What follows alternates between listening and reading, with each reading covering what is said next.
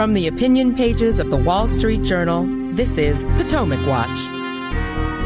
The final debates of the 2022 campaign season arrive in Pennsylvania, Florida, and New York.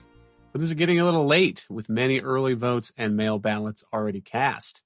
Welcome, I'm Kyle Peterson with the Wall Street Journal. We are joined today by my colleagues, columnist Kim Strassel and editorial board member Mehmet Oz.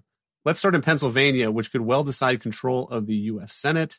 It's a tight race with progressive John Fetterman, the Democratic nominee, up by 1.3 points in the Real Clear Politics average over Republican Mehmet Oz. This was a hotly anticipated debate, in part because Fetterman had a stroke earlier this year, and there have been some concerns about his health raised, and the debate rules were modified to allow him to rely on closed captioning to ensure that he understood the questions from the moderators. Here's a clip of Dr. Oz first being pushed on his stance on abortion.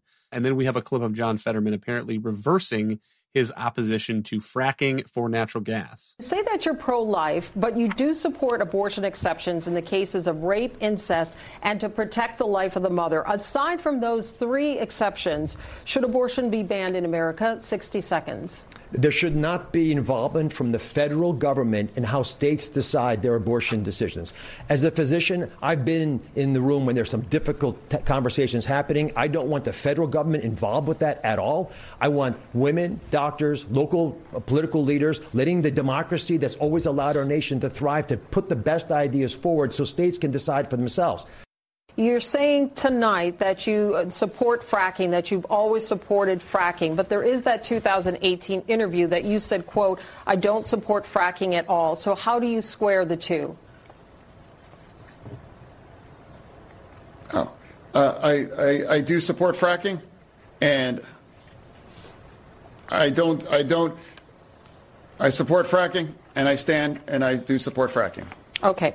Kim, what did you make of this debate? And we did get a little substance here from each of the candidates. Yeah, so as you said, this is probably one of the most important races to be watching at the moment. If Republicans can't win this race, it becomes much harder for them to take over the Senate. And Democrats, or I should say the Fetterman campaign, pushed off numerous opportunities to have a debate sooner. I think that they thought the strategy here was just delay this as long as they could while mail-in ballots were coming in. But I think in retrospect, the decision to wait until 2 weeks before the election and to place, therefore, such an enormous emphasis nationally on this debate. I mean, this was watched by people across the entire country, not just in Pennsylvania. This was a very big error because John Fetterman, and even liberal commentators said this. It was a pretty disastrous performance. He was halting. He was stumbling. He mixed up his words. And the Fetterman campaign has explained that he has a form of aphasia, which comes from having strokes. He's recovering. But there's no way that you could watch this and feel as though he was functioning at 100%. And I think for a lot of voters, especially those that aren't necessarily political junkies, those that don't necessarily know the entirety behind his diagnosis and what has gone on with him, if they just tuned into this, they would see a candidate that seemed incapable of answering pretty basic questions in what is considered by most voters to be a routine arena if you're running for office, which is a debate. So that seems to be the general consensus, again, even by those who are Fetterman supporters. There's a lot of Democrats that are now saying this was a big mistake and wondering what the heck anyone was thinking. We'll obviously see in the polls and we'll see on Election Day, but this could not have helped the Fetterman campaign. Fetterman did at one point in the debate, I think in his opening statement, address the stroke. So listen to this. And let's also talk about the elephant in the room. I had a stroke. He's never let me forget that. And I might miss some words during this debate, mush two words together, but it knocked me down, but I'm going to keep coming back up. And this campaign is all about, to me, is about fighting for everyone in Pennsylvania that ever got knocked down, that needs to get back up, and fighting for all forgotten communities all across Pennsylvania that also got knocked down, that needs to get back up. Mehmet, I have to say, I have some sympathy for him, and it took some guts given the struggles that the candidate knows he's having to get up on stage in front of a national audience like that. And yet there's two issues here. One, which Kim brought up, is the question of whether voters think that John Fetterman will be able to represent him and represent the state's interests in the Senate. And the second is I'm starting to wonder whether some voters might feel that they've been a little misled, not only because this debate was pushed off so long, but Fetterman has refused to release his health records. He kind of dodged that question in the debate. I saw a headline about a week ago. He released a doctor's note saying that he was good to go. And Monet, I wonder if there are some Pennsylvania voters who, as Kim says, are not exactly dialed into every jot and tittle of what these candidates say, who are thinking to themselves, I was led to believe that John Fetterman was good to go. Right. I mean, I do think it's always a fascinating question in this political moment, how much a candidate's personal struggles, weaknesses are going to affect the vote.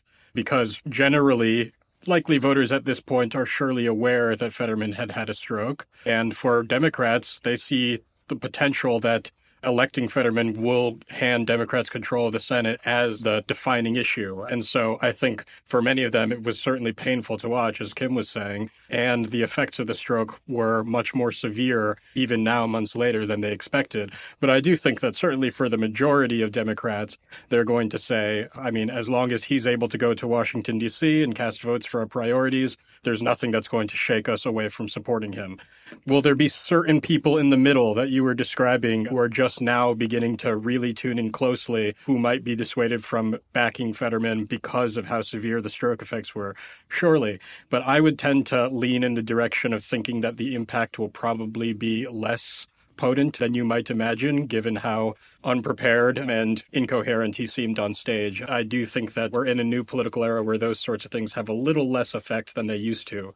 But nonetheless, we've seen Oz continuing to surge in the polls and closing that gap. Just a couple of weeks ago, the Real Clear Politics polling average still had him down by about 4%, I believe.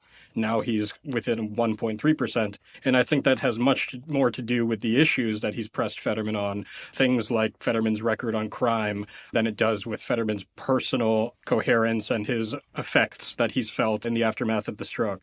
So it's going to have some impact, but probably not a huge election-defining one, if I had to guess. But Kim, it does seem like it is kind of a tough call for the candidate because presumably Fetterman had hoped and maybe was led to believe that he could recover faster than he seems to be recovering. And there are off-ramps where candidates, I don't know the specific laws in Pennsylvania, but where candidates can withdraw and be replaced by the party on the ballot.